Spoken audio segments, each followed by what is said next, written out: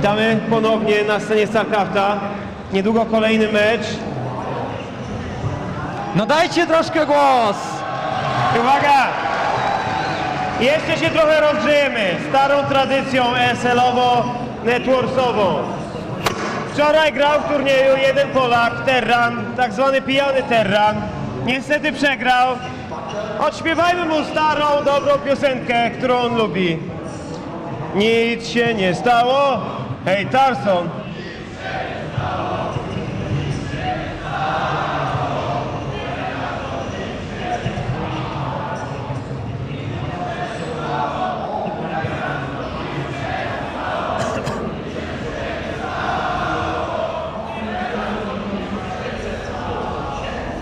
So, to anyone confused on stream, this was for Tarson.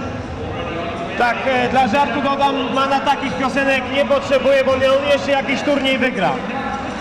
Dokładnie tak, dokładnie tak. To co, zaczynamy następny mecz? Zaczynamy. Okay guys, it's time for another exciting game. First best of 5 was really crazy, incredible performance by both players. But it's time to introduce two new players. You know them very well. They come from two different countries but play the same race. Are there any Terrans here? Słabo. Zergowie? Protosi? So many Protoss. All right, I think it's time to stop fooling around. Okay, so without any more hesitation, LucifroN!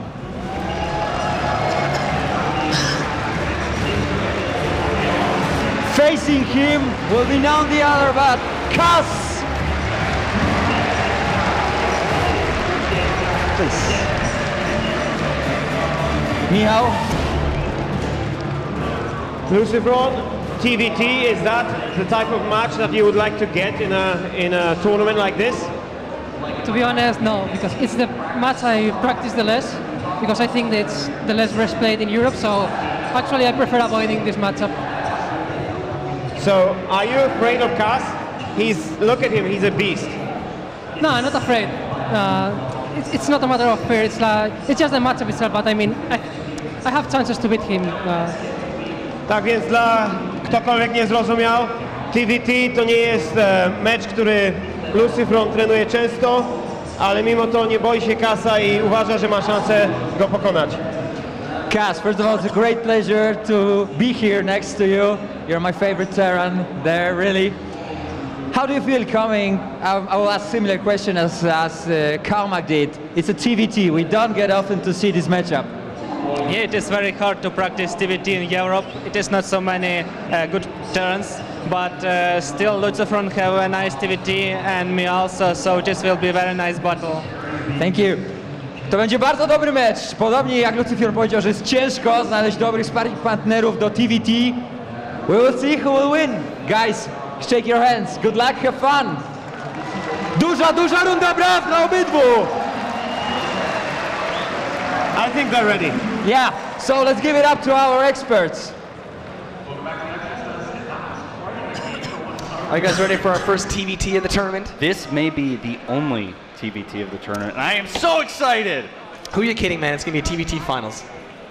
Okay, but seriously. The first map is Daybreak.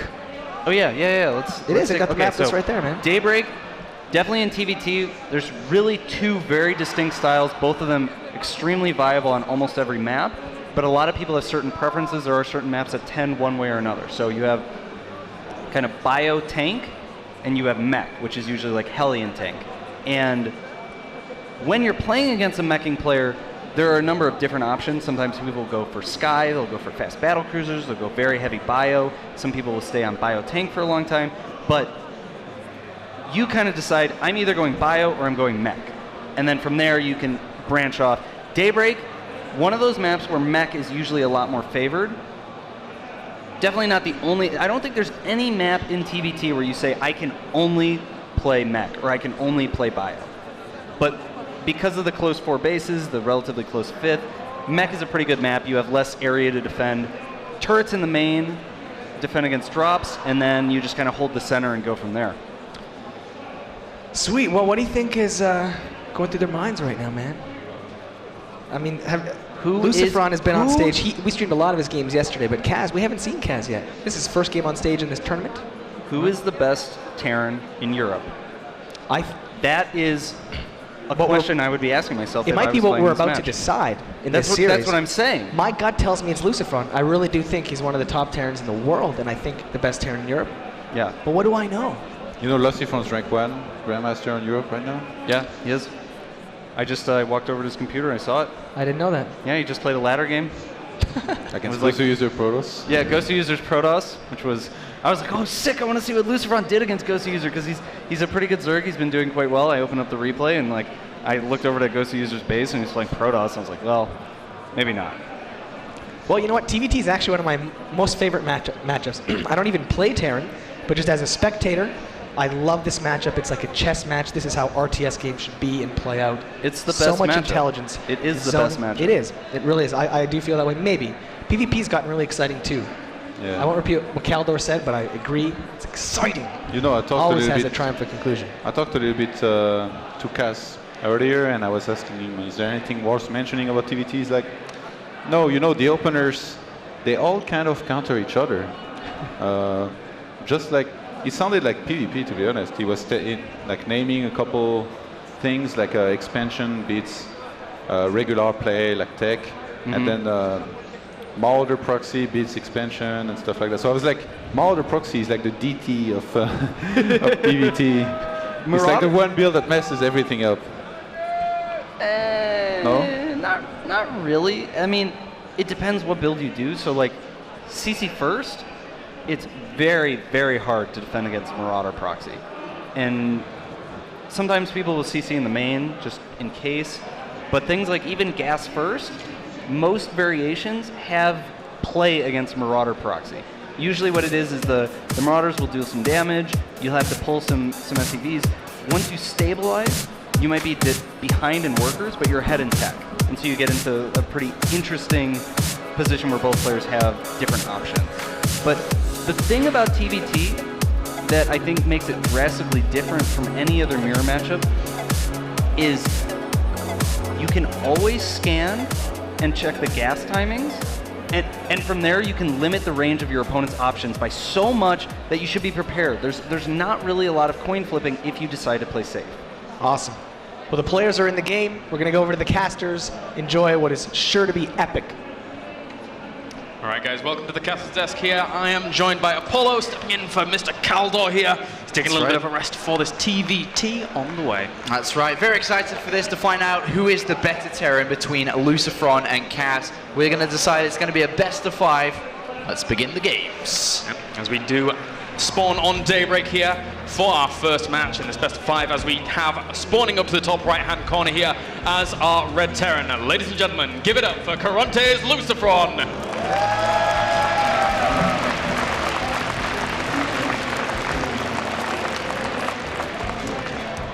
And spawning down to our bottom left-hand corner as our blue Terran. That man right there, very, very dominating in himself. Ladies and gentlemen, give it up for Cass. Some call him the zombie Terran. There was a tournament in Aces in Finland where he had a travel of up to 20 hours to get from Ukraine, or it was even longer than that potentially. I can't remember exactly. He was so tired he had to go from travel to the event without sleep and managed to scrape through day 1. But because of that, of course, being very tiny, he had very dark eyes and was nicknamed the Zombie Terran. Fun fact. But looking at this game already, QXC, Jarrett, and Todd mentioned there's a lot of builds that counter each other. Yeah. For example, LucifroN's opened up gas first and is going to be opening up for a factory pretty much as soon as the barracks completes. On the other hand, we have Cass, who's going 1 barracks command center. Yeah, there's a lot of shenaniganry that can actually go on in TVT nowadays. Everyone always sees TVT and thinks, well, you know, for the most part, it's just, you know, that, again, that chess game mentality, a lot of positional awareness in the mid game and late game, but oftentimes, especially on a map like Daybreak, it doesn't even get to that point. You see a lot of one-base play. Hellion drops are something that is very, very common here. For now, we just have a little bit of lag. Yeah, it looks like this PC's crashed. It's Or back not. again. Or not. I'm just going to leave anyway because I don't need that. That's fine. Yeah. All right, so back into the game. Of course, my name is Kaldor. As you can see, he's left the game. Yeah. You know, we have these two builds. While these two builds actually unravel, if you look at how these players got to where they are now, LucifroN was almost out of the bloody tournament. He was down, I think it was 2 losses and 1 win, and came back 2-0 Bly, 2-0 Parting to be able to actually advance. And we talked about it yesterday. He needed a kick in the balls to be able to play at the level we are expecting from him. And let's see if he's brought that to this day here. Yeah. And as such, considering that this is such a rare occurrence here, we have, you know, LucifroN even sitting around about a 56% win ratio across a small sample of TVTs. But Cass, across around 600 games, has 61% win ratio. And the last 10 TVTs he's been in, he's won every single one of them. Unfortunately for Cass here, he hasn't scouted at all. And on Daybreak, you would expect your opponent to go 1 barracks command center. Well, Cass has done that, and in his mind is saying, well, LucifroN's probably doing the same. That's usually how he opens, so I'm going to get a 3rd command center, and I'm going to have more mules than he'll ever have. But unfortunately, that's not the case. We have gas first into double gas into Banshee production. Very simple for you to understand this right now. LucifroN, if no damage is dealt, he faces 1 command center versus 3. 3 sets of SCVs, 3 sets of mules, he is behind. On the other hand, if he does damage and brings that back, he can fight in this game. But he has to do something here, otherwise Cass will very easily run away and escape with game number 1. As simple as that. Yeah, it's very, very true. And this is the kind of shenanigan that we were talking about just before. Just, you know, that one-based little bit of pressure here. LucifroN well known for his Cloak Banshee play with his control, being able to poke at multiple fronts with those Banshees, as long as he has 1 or 2 out. And for now, he does head across the map, but he's already been spotted by Cass. Yep, he's already been spotted. LucifroN didn't even care about that Xel'Naga tower being covered. He said, I need to get there ASAP because I have to do damage. And he knows that because obviously when you open up this, you're expecting your opponent to open up 1 barracks command center, and we'll see what can be done. The engineering bay is finished. Cass, I'm not sure if he has energy available yet, but it doesn't matter because Cloak's not even ready. So we'll see, and he should be able to defend this. 1 Banshee microing back here, StarCraft Master style. He does get 1 or 2 of these Marines, but he takes a lot of damage in the process. LucifroN has to be very, very careful with this initial Banshee. Waddling too far forward, it's so low. He has to fall back for now until it has Cloak, but even then he has to be so careful. And now, LucifroN knows he's in trouble because he saw the late barracks, he saw the late add-ons, he knows the 3rd command center is there. He immediately starts a 3rd of his own, knowing that he is behind in terms of economy.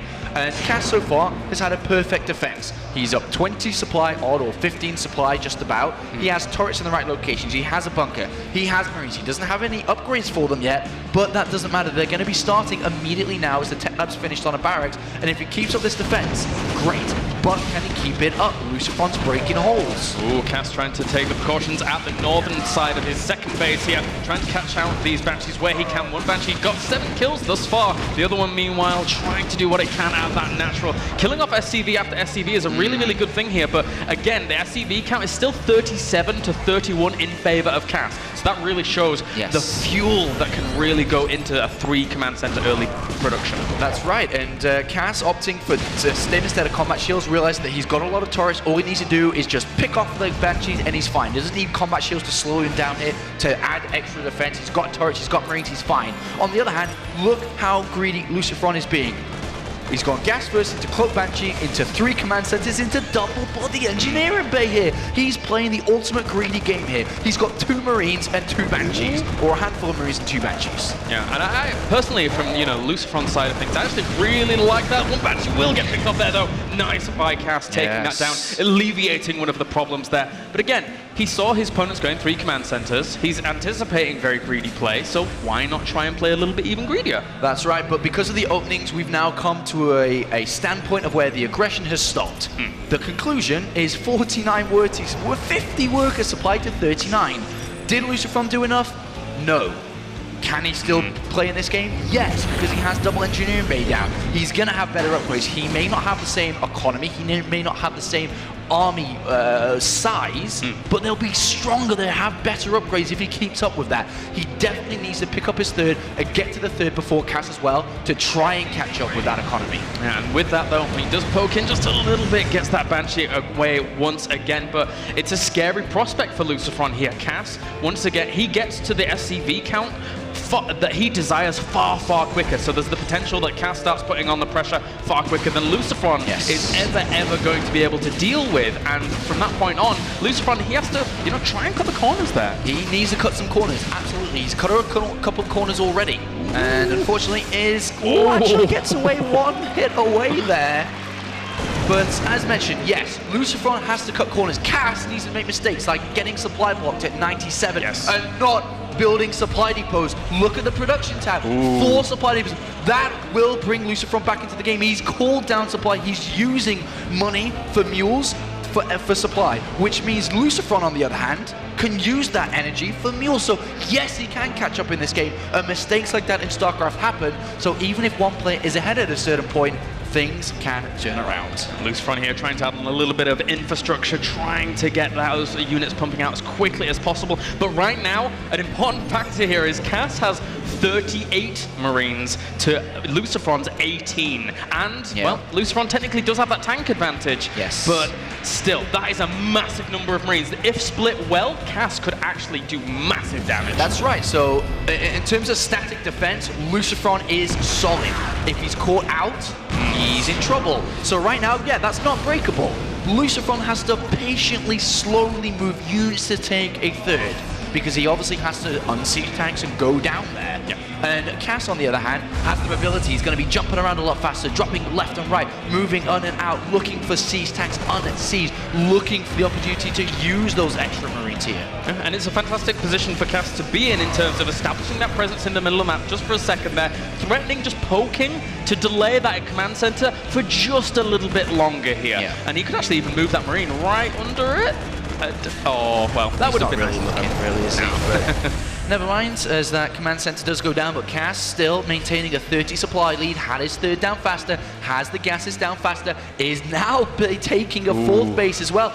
This is all because of the opening here, and now Cass, with his excess amount of Marines that he knows he has, is now going to defend with some and drop with 16 Marines here, looking to do damage through LucifroN, who's going to have to keep his small army as a unit together in the center, and Cass is looking to exploit that. Banshee's still on the way here. It's been kept alive for all this time. This is one of the great thing about retaining those units into the mid-game here. Planetary Fortress goes down. Not that amazing against tanks, but will be great against those Marine pokes. But again, Cass has that double drop on the way. He has 70 Marines in comparison to 37. He can expend these quite easily. The command center could actually go down here. LucifroN's way out of position. Cass has another army bigger than LucifroN's in the middle. But all of a sudden, LucifroN says, I am in trouble.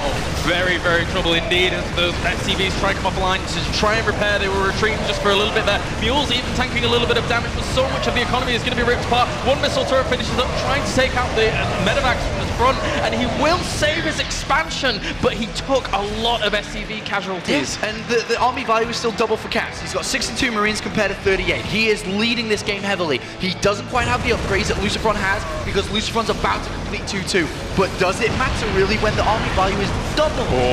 Cass is just going to push in here. He knows he has that Marine advantage. He tries to split a little bit here to get a little bit of a better concave. The tanks go down, so do the Marines. LucifroN here is in a lot of trouble. He is in a lot of trouble. Cass, the destroyer, the macro king he is, open with a greedy build, did not get punished, did not take damage, and is now flying ahead in this game. Throws down new command centers, and to be honest, this will be a massive confidence boost for Cass, saying that I'm playing on the big stage, my nerves gone. I just smashed the living crap out of LucifroN in this game. Cass in an amazing performance. GG for game number 1.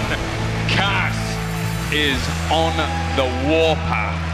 Wow. Warpath Cass was absolutely fantastic on day 1 in the group stages. 2-0 versus Paranoid, 2-0 Golden. He did get a bit shaky against First and Vortex, but then cleaned up Daisy, 2 wins to 1, and today was looking absolutely flawless. Kaz there looking very strong indeed. As I said before, 61% win ratio, and he's won the last 10 TVTs he's gone up against. And these are no pushover players, people like Turok, Nama, etc. Such strong players internally, and you know, Kaz, LucifroN is no pushover himself. He's so strong. But he is watching the replay right now. Look at where his hand is. That's fast forward and that's moving around. He is not happy about that, Kalaris. Not at all. He wants to know what the opening was. He wants to know exactly what went on there on Daybreak. But we are going to hand it over to the analysis desk to see especially what QXE has to say about that game. Incredibly strong first game from a TVT master. Kaz, Snowball is a good way to describe that, I think. He went for the early Banshee, didn't do the damage he needs. Was playing catch-up the whole game, not a good game. Not a game that you want to play. Didn't win that game, and here we are. Indeed. LucifroN going for Gas First Cloak. He does a variation that's a more economical, less pressure-oriented. He only builds one Marine, goes straight into Cloak Banshee, and then double expands behind it. But Kaz going for a 1-Rex expand triple CC, so double command center after the barracks, gets so far ahead economically and has all his timings down to an appropriate place, so he's able to defend against possible pressures, possible things like that. So builds an eBay in time. Note it, I don't know how much you may have noticed it or not noticed it, but Kaz does not scout with an SCV, and this makes his build a little bit more streamlined, a little bit more precise, and a bit more able to deal with whatever his opponent is putting on. He's not as aware of it because he's not scouting. If he had scouted with an SCV, you always see Gas First. But then he sees the Banshee coming in. He knows he's probably building that eBay if there's any chance at all that it could be some kind of Banshee play. And you need the eBay eventually, so why not? And then he sees the Banshee with the Watchtower. So let's go into the replay real quick. I just want to show this is kind of the key moment he gets. This is about 10 or 15 seconds. This makes a pretty significant difference. If you're playing super safe, you know that you have to start turrets right around 620, 630 to be safe against Gas First Banshees. If you're not being safe, then something like this, if you don't see it, if it appears here, you can be like, oh, I actually need turrets now. And then it can get a little bit dicey. Kaz has his Marines in a good position. He builds his turrets kind of in this side area, and this makes it so Banshees can't fly around. The main thing when you're defending Banshees in this matchup is you don't want them to get into your base. It's not like with Mutas where they can just fly past this, and then you're like, oh my god, my mineral line is exposed. Banshees can't do that. So you put these turrets here. Eventually, Kaz is going to put a turret out here, so you don't have to deal with Banshees in this area. This is really difficult. How many SCVs will LucifroN need to kill here to have an advantage? It's a really... He needs to do a lot of damage here just because... Like 15, 20? I think if he killed 15, he would be ahead. I'm not sure what he would need to equalize, but...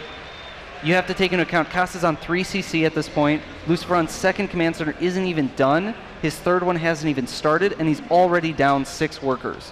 Yes. And so he really needed to get damage done here to make this happen, to stage a comeback.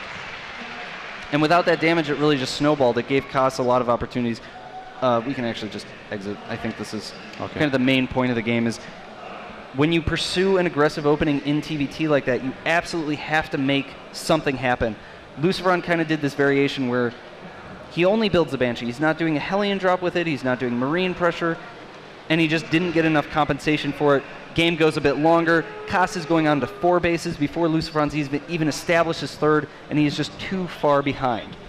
Well, the next map is Whirlwind. Got any insight? We could see anything, really. But the main thing that we probably will see on this map is command center first. That is the absolute most common strategy on this map. A map like Tal'Darim Altar, you actually didn't see command center first as much because there was no ramp to the into the main, and so it was a bit harder to defend certain things. There was also the ability to siege the natural from below. So even though there were 4 starting positions on Tal'Darim Altar, you had a lot of vulnerabilities if you were doing an early command center build. Whirlwind doesn't have those. You have a ramp up to your natural, ramp up to your main. There's no weird siege locations, so you almost always see command center first, or you see a build specifically designed to counter command center first. I feel like Whirlwind is one of those macro maps where you can see more aggression than on other macro maps. Do you agree? It's definitely a better map for macro. I'm not, like they go for macro, but they fight a lot more in general while going for macro than they would on another map. Yeah, for sure. All right, well, the players are loading. We're ready to go. Let's hit it over to Kalaris and Apollo. Thanks very much, guys. As always, fantastic analysis here for the Intel Extreme Masters Katowice. Game number 2 on the way in, again, this very, very rare situation of TVT. That's right, we don't see it too often, but in this tournament, in the round of 12, there were only 2 Zergs that made it this far. There's a lot more Terrans, a lot more Protoss, so we're actually seeing some other matchups within StarCraft 2. And let's get into game number 2 between Cass and, of course, Lucy. As we do have spawning up to the top left-hand corner here as our Red Terran. Currently 1 game up in this best of 5. Poland, give it up for Empire Cass!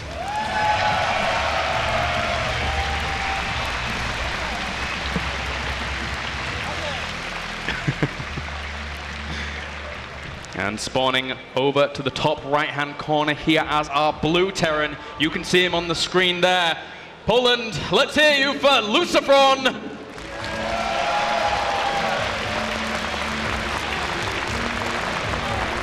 This, I made a tweet on Twitter about a week ago, and I really felt that this is Cass's tournament. Yeah. And I will put a clause in there. I've said that for every tournament Cass has been to for a very long time. He is bound to win a StarCraft 2 tournament soon. When, I don't know, but I feel it's this one. Because in the qualification system, where there's 3 stages, Cass was invited into stage number 2. He smashed everybody in stage number 2 and smashed everybody in stage number 3 easily. He's been playing great recently. I've been watching his stream. He's adjusted his game. His actually biggest weakness, Cass, the 2 biggest weaknesses were, number 1, against Zerg. He was weak against Zerg. He beat every Zerg he played yesterday 2-0. Yeah. That's good. Really good. Yeah, very good. And then what we saw else from Cass is that he was too predictable. He was going for the same build too often and getting countered. He changed it. Yep. And now that he's rebuilt himself as a player, he's looking amazing. And I really feel that he can do well at this tournament. But on the other hand, LucifroN is an amazing player too. This guy changed everything for Terran players in 2012. They were struggling, they didn't know what to do. LucifroN said, MVP, that mech's good. I'm going to use that as well, and he did, and he beat a lot of good Zerg players. He changed so much for Terran players in the later stages of last year. Yeah, mountains of good Zerg players, and you only need look as far as his own household to see where he got that practice in the form of Vortex. But for now, as you rightly pointed out, Cass here, it's been an interesting situation here for Cass, because during all of the qualification processes, he's qualified, and then technically speaking, if they hadn't have qualified in that round, the next match in stage 2 and the next match in stage 3 would have been going against LucifroN. Yes, that is true, and now they finally meet. Yeah. I mean, if they did play out the game anyway, they would have played, like you said, in qualification stage 2 and 3, but now in the official arena, it is happening, and Cass is currently leading with 1-0. And we do have a bit of a change-up with builds. Of course, we have the command center first, this time from LucifroN, compared to the barracks command center from Cass. Yeah, this is important on this map, as QXE pointed out. This is one of those maps where you can't really go for massive amounts of shenaniganry. It's all about that macro from there on, but the middle of the map is so open and there's so much space everywhere. It's almost guaranteed that you see a lot of bio tank plays, because mech is really hard to make work on this map. That's right. It's so open. There's so many flanking areas. It takes a long time to siege up, unsiege, siege up, unsiege to get across the map. So yeah, I completely agree with that, and that's probably what we're going to see. But bio from both players here. Cass has opened up with 1 barracks command center into double gas into a single refinery. So a very simple build, basically. This is a build you've probably used a lot by yourself. You get the tech lab with the 1 refinery. You go ahead and get the stim as well. Cass was looking to test the boundaries there of LucifroN. Does he have a bunker or not? And yes, he does. And for now, Cass does not have a bunker, so technically speaking, he will be making a little bit more efficient use of those minerals in the opening stages until that ends up getting salvaged. But this is exactly what I was talking about. He could quite easily go for that 3rd command center at just a little bit of a discount price, since there is that bunker there. That's really smart from Cass, because he knows his opponent's got command center first. He's a little bit more on the back foot. He hasn't scouted what Cass is doing, so he is going to be playing more defensive. Is LucifroN going to find it? it looks like he's actually just going to go to the natural area, not lurk around. So Cass may get away with this. And this is really good. It's reactionary play from Cass. It is not, well, it is greed, but it's not blind greed as we saw previously. This is calculated. This is strategical. He's saying, you know, LucifroN's defensive. Yeah. I'm going to go ahead and take a third. The defensive stance is even more emphasized because we have combat shields coming down first. And an odd little thing that occurred there was that LucifroN really was just scouting out not only his opponent's location, but he wouldn't have minded if he'd have seen the expansion as well. Yeah. But he didn't. He didn't see the natural expansion of Cass. He saw the Marines positioned, but for the most part, nothing so far. So LucifroN's still playing in the dark a little bit. And that could be his downfall because Cass is not. Cass is in the light and he sees everything. He knows what to do here. He has Stim faster, which means he will control the game. A scan goes down from LucifroN inside Cass's base saying, oh wait, wait a minute, reactor's only just now being built, factory only just now being built, Cass has a third. And he doesn't know though where it is. He 100% knows there's a third down. Absolutely, but he doesn't know where it is. Is it on a location? Is it not? Is it on the natural? Is it hidden in the main base? But I'm sure LucifroN now is starting to feel, well, I think I'm behind here, but he doesn't know for sure. Yeah, he has to get confirmation of that somewhere, and he has to account for that in his own build as well. He is now going up to the starport, but we already have also Cass going up to that as well. LucifroN just a little bit ahead. So technically speaking, if he wanted to, he could get a little bit of an edge if he wants to go for, you know, some Viking counts. We see a lot of early Viking counts from some Terrans nowadays, just to continue and hold that map dominant and that air dominance even, but for the most part with just this extra amount of bio coming out, no siege tech being upgraded just yet, no tanks on the way, very, very marine focused here. Yeah, I mean, it's really equal at the point where LucifroN has a little bit more of an arming value because Cass built the third command center, but for every second that ticks by now, Cass is going to become stronger. He's already got 4 SCVs more. He's already got the third mules coming down. So, of course, his income's about to skyrocket. He's already 400 minerals a minute faster, depending on mules, 600 now, 500, 400, so depending on mules, already ahead, basically, of LucifroN. And that's going to continue to scale like we saw in the previous game, where the 3 command centers scaled so much where Cass was able to do anything. And unless LucifroN really does something about it, which he can't, because he went combat shields first and not Stim, he has to wait for Stim, then this is going to be really difficult from LucifroN to play behind him. Yeah, it is here. Cass trying to scout how his opponent's third base is. If he can see them, one Marine is patrolling between those 2 locations. It's going to poke up into the third. Well, maybe. He already checks the extremity. So you, normally, considering the spawning positions, you would have expanded down to that bottom right-hand corner. Just to expand away from your opponent. Make sure you're not too vulnerable here, especially since the position he's found himself in with the third command center a little bit later here than Cass is. And, you know, LucifroN doesn't even have a third command center down Katowice. That means a lot. He's going to have a lot of army value. He's going to have siege tanks. He's going to have 1-1. Cass, this is just a beautiful move in itself. He's got Stim faster. He's going to be able to poke in, do damage, get out. LucifroN, on the other hand, how can LucifroN move out on 2 bases when this threat is always going to be there? And an even more beautiful move there. Cass separates just a few of the Marines to go forwards, do a little bit of economical damage, force those SCVs off the line. It brings a few back as well. One poor Marine. Oh, he got left behind.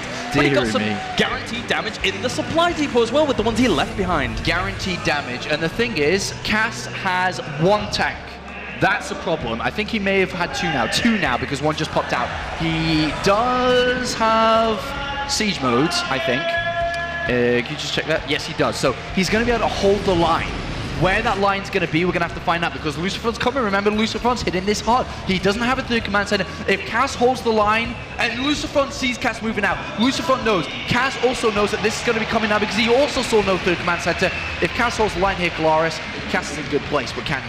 Yeah, he really is. LucifroN, meanwhile, back home, is actually getting the armory as well here. We have +2 weapons on the way for Cass here. In turn, what are the upgrades like for LucifroN here? He does have the 1-1 as well. So very, very even upgrades here. But Cass, considering the economical advantage he found himself in at the very, very beginning, he's actually equalized up the army supply. He has 3 tanks, 61 Marines against the 4 tanks, 60 Marines of LucifroN. Whoa, what is Cass doing? He's sent so many Marines, he has to hold the line. Oh, I'm not sure if he knows it. Oh, he's actually evacuated. Oh my god, this is absolutely fantastic play by Cass if this works. He's saying, I don't care about my third. I'm going to hold my natural, but I'm going to kill you in the main. This could be a game-winning move. LucifroN, what does he do? These units are so far outplaced to deal with this. It brings a few Marines back, but is that really going to be enough? He doesn't have the support medivacs. He's forced to pull all the SCVs off the line as well. Cass is doing a lot of economical damage here, as well as a lot of damage to his opponent's force. LucifroN's dancing around in the middle of the map, trying to find a location to stage an assault on Cass, but I don't... Oh, he's going to go for the drop. LucifroN knows that the line is trying to be held here by Cass, and he just says, all right, I'll drop over it and see what he can accomplish here. Is Cass going to be able to react in time? A great drop, a great stim, but the tank supporting from long distance here. LucifroN with great position, but I still don't think it's enough.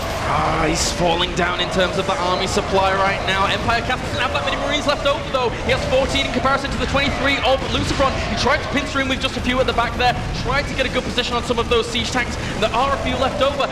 LucifroN manages to clean up in his main, but he's lost 33 workers in the process. And now he's lost his front army on the natural, and Cass holds that position. He has the command center going back to mine from the third. I can't stress how much of a good move Cass just pulled off, guys. Saying, all right, he's on 2 bases, he's coming to attack me, he's going to have a very late third.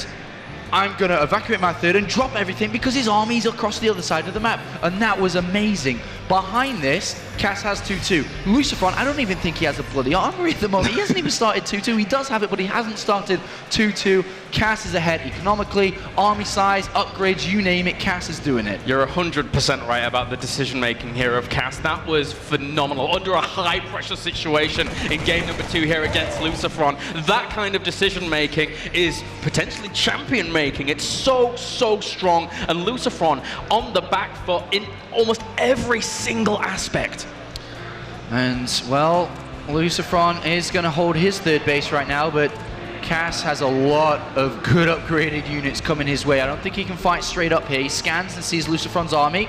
LucifroN now sees from the high ground. Oh, sees there. That's better for LucifroN actually in this position. Yeah, a lot of Marines to get obliterated in those first volleys. Cass actually has a lot of DPS left over here. There's a lot of Marines left over for LucifroN as well, though, but he's being pushed back. He doesn't really have the siege tank numbers to be able to attribute for this. And Cass behind this, he's producing 10 Marines at a time, 2 siege tanks at a time, while LucifroN, he's pinned back to just like 5 Marines at a time, and not even, well, only now just starting his siege tank production again. And LucifroN knows that he's being semi-contained here, which means, of course, Cass is just holding the line outside of where he would usually go. Oh my gosh, he's actually going to catch this. Ooh. Ooh, that was very close there. That was a nice... I'm not sure if Cass, you know, it's Cass's mind right now. I can't read his mind, but I wonder if he anticipated that drop. And I think he may have. Because he knows that LucifroN's holding a line, and when you hold the line, you drop behind it, and that could have been an amazing move from Cass. Yeah, it really could have been there. He's just covering that entire northern position. As long as he doesn't allow his opponent to get past that spot, it's very unlikely LucifroN's going to take the long way around. There you go, GG! Cass dominating here. Really, really outclassing LucifroN here. Game 1 and Game 2. Not so much, I mean, I guess we'll have QXC analyze it better than I could ever do, and we'll get his words in a couple of moments' time, but LucifroN trailing. He was behind, it looked like he was out of the tournament yesterday, because against, I don't even know the odds on going 2-0 against Bly and 2-0 against Parting. The odds on LucifroN doing that, out of this world. Really impossible, but he pulled it off. If ever there was a constrictive-like style there in TVT, we saw it exhibited finally by Cass, and LucifroN has a huge mountain to climb here. This could quite easily be a 3-0 in favor of Cass, the Destroyer. That's right. Well, thank you guys for coming out and, of course, supporting these two players. Let's go and have a word with the guys over the analysis desk to find out what really happens. Don't let his smile deceive you. Cass is a beast, as he just showed us, especially in this matchup. Yep. Very scary. I mean, what's LucifroN thinking right now? If I was LucifroN, the biggest thing that I would be concerned about is that my builds and my strategies are just not good enough. Neither player is making serious mechanical errors in either of these games. They both are relatively, they're playing basically optimally mechanically as far as their strategies allow them. But Cass's strategy is just better. In both games we saw, he knows the first game, fast 3cc. He knows the timings that he needs to be safe against. He knows, how do I transition out of this so that I'm ahead economically because I went fast 3c, but I'm also not going to die to things, and I have very strong timing pushes later in the game. And we saw him take that, he was just ahead from the 5 or 8 minute mark in that first game. And in this game, again, they both go for 1-Rex expand, CC first, very similar builds economically. But Kas slips a third command center into his build. Meanwhile, LucifroN is teching, he's staying on 2 command centers, and he is just behind. He's not able to convert his 2 base play into a sufficiently strong timing attack. The timing that I think he was going for would have been Medevacs, probably 3 tanks, stim shields, 1-1. And as he was moving out, there was a big drop in his main, so he wasn't able to move out, and by the time he was able to get to Kas's base, Kas already had tanks. And then you go into this position where your opponent was on 3 command centers for longer, so Kas is up to 5 barracks versus LucifroN's 3, and Kas is able to start his 2-2, whereas LucifroN isn't. He's taken a little bit of damage from that drop, and because he's behind economically, he just can't afford all the things he needs to stay in this game and fight an even fight.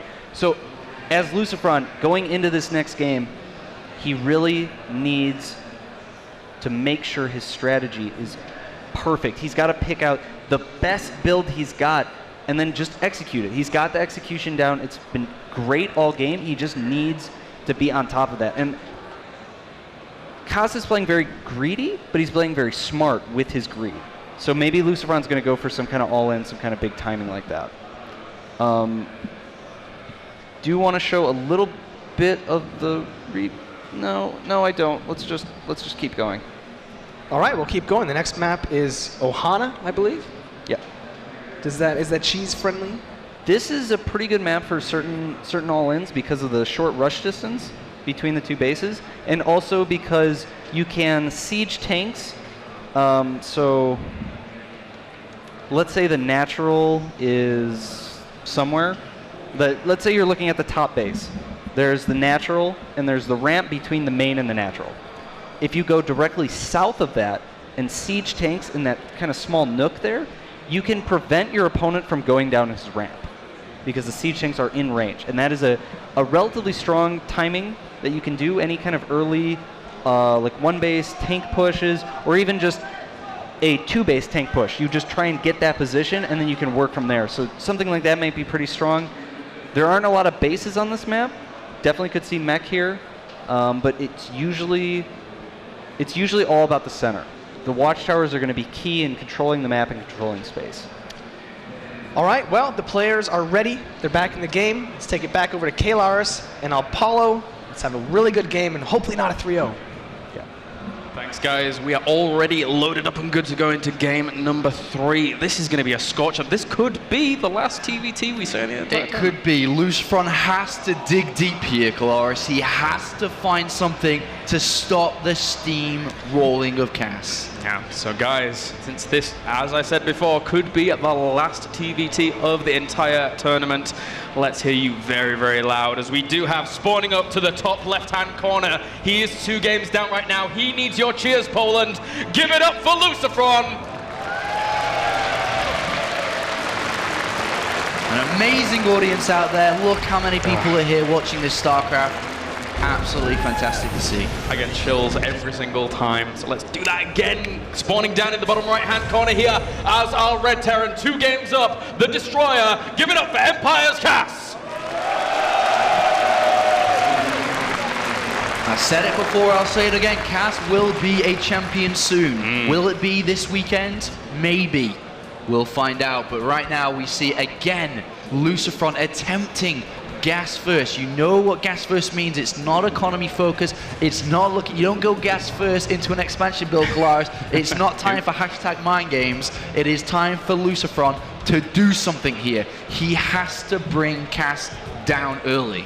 Yeah, he needs to stop this momentum that Kas is currently showing here. Kas also going for that gas first build here, as he will be trying to find a little bit of room to deal with his opponent. Kas was well known for, well, there was either the CC first or 1 barracks expand, or this gas opener that were very, very common from Kas, and all the other Empire Terrans in the form of people like Happy. You almost always saw a Banshee entering your base, and you could quite easily predict what was going on, but now Kas mixing up a little bit here. LucifroN, well, did he see the gas? Yes, he did. And when you see a gas like that, it's a little bit frustrating. because this is going to happen as we see. Well, no, you don't expect this to happen, but this can happen. And Cass has proxied his factory. We very well could see both players go Banshees, and it's going to come down to defense here. We don't know exactly what's going through each of their minds. Remember, Cass hasn't scouted. He doesn't know about the gas first. LucifroN has the more intel in this game. I'm legitimately hoping, from Cass's point of view, this is actually like Hellion drops. He's going for the second gas, so that's indicating more to the the Banshee kind of play. But still, I suppose there is the theory behind it, like you put your factory there, you're hiding it from your opponent from actually scouting it out as well, thus he won't know that you're going for the starport in turn. But the Hellion is on the way here, and if we see Hellion drops, 3 is really the magical number for that kind of play. I'm not sure if he's going to do that though. With double gas, he needs to be using it, otherwise his play doesn't make sense. It has to be for Banshees here, and with double gas it has to be Cloak as well. The question for me now, watching this game, and for a lot of people, and that's really, actually I'm going to say something here again, considering that Cass hasn't scouted and he just tagged that Hellion, he now knows that there's a starport down at least. Yeah, that's very, very true here. He does poke up the ramp, and the first Banshee is on the way here for LucifroN, so that's a little bit quicker than his opponent due to the way in which, he had all his buildings in his base. He wasn't having to traverse across the map, etc. here. But LucifroN now moving out into the middle of the map as well, having a little bit of a look around. That might be a bit of a mistake. Ooh, that's lined up very nicely. I was looking at that too, saying, oh dear me, that could be quite deadly. But I think Cass is starting to realize what's going on here. He's got a barracks back at home, I think, and a reactor building on it, if I'm not mistaken, and that's going to be for Marines. He's got a bunker too, and he's going to use... He hasn't used Cloak yet. I'm surprised he didn't research it. But he's going to try to do damage while trying to defend at home too. He's got an expansion coming down inside his main base. Cass is going to take the defensive side. It's going to come down to who kills the most stuff. Yeah, and these builds really give us a very, very good insight into why a lot of Terrans started just saying, I'm just going to make a blind Viking, because these kinds of openings can be shut down by that Cass now producing his own Viking here to try and deal with the potential threat of that airborne position here of LucifroN. LucifroN for now can take a little bit of damage. And he's like, oh no, there's a bloody Banshee in the middle line, and all of a sudden he doesn't really have any anti-air, and we have a Viking coming down for Cass from the starport. The SCVs are running around. There's a single Marine. The Banshee can turn around and kill the Marine and continue working, and this is looking bad for LucifroN here. There's a bunker he has to somehow evade, but how can he do that? He's trying to run past it and loses so much stuff. Cass can just leave the bunker and slaughter every single unit. Oh, 2 of the Hellions went down so quickly there, but he's going to try and take out some of these SCVs regardless. Look at that. GG! Ladies and gentlemen, Cass with a very, very solid 3-0. And look how happy he is. Cass just smashed it. 3-0, looking amazing. And look, there's a great grin as he waves into the Polish crowd, and LucifroN comes over to shake his hand, but that was dominating. Good gosh. That really was. We haven't seen a TVT for a while, but that one was scorching. The crowd are actually chanting Misha right now, which is Cass's first name. A great crowd, and Cass is even joining in with the banter.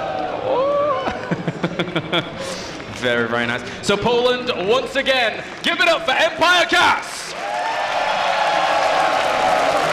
And he moves on to face Soke in the next round, and of course that'll be coming on later today, but we're going to hand it off over to Jarrett, QXC, and Todd for some post-game analysis.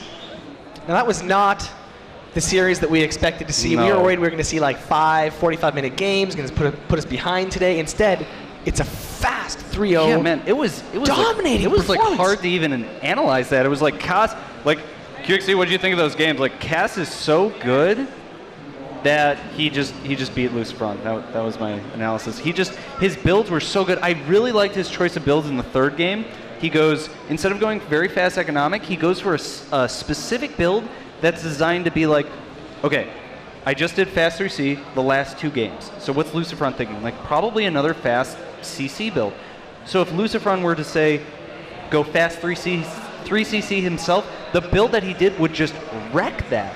Proxy Banshee is one of the strongest builds in this matchup, unscouted, and this game was very close to getting really silly with, and that's basically a Banshee in both people's bases. Everyone is losing SCVs. You get to a position where both players have like 5 SCVs each.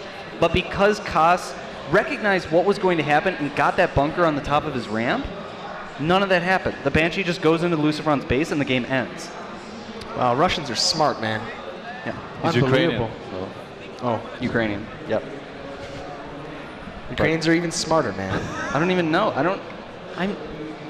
I'm not even sure. Like, I do want to go. Your brain seems broken, man. I don't know, man. Like, I felt like I had so much more to say in some of the other matchups, but I do want to jump into the replay real quick. We're going to just kind of point out the point where Cass recognizes that the bunker I think is really what wins him the game. I think he would have had great play otherwise, but at 5:30, this is kind of after he poked up the ramp a little bit, he saw what LucifroN had, and I think he kind of recognized, he knew the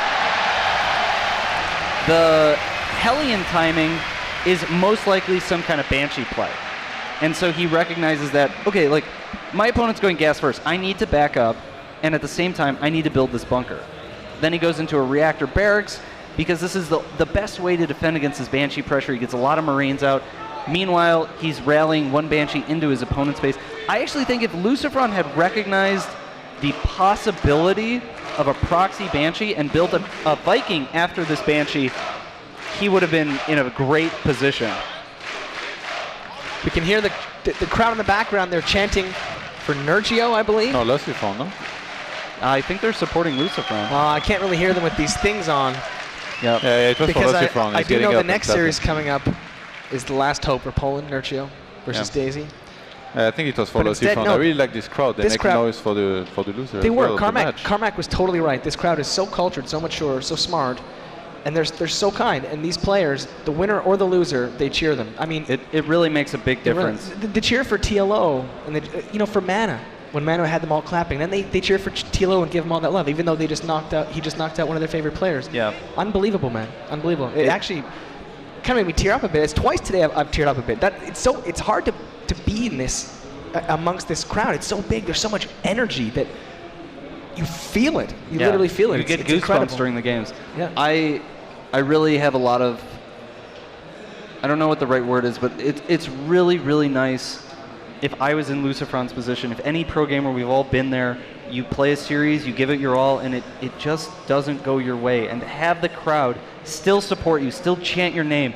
Yeah, LucifroN, we still love you. We still think you're a great player. He showed us great games this tournament, great games. Maybe not those 3, but the rest of his games this tournament, amazing. The comeback to even get out of the group stages was incredible. Sad to see him go. I still think he's one of the best Terrans. And the crowd here is just amazing. Amazing. This stadium is so fantastic. It has been. What do you want to talk about? I don't know. All right, well, we're going to go to a commercial. Shortly after that, we're going to come back with Nergio versus Daisy, a PVZ. That's going to be crazy. And this place is going to explode. You don't want to miss that. We'll see you soon.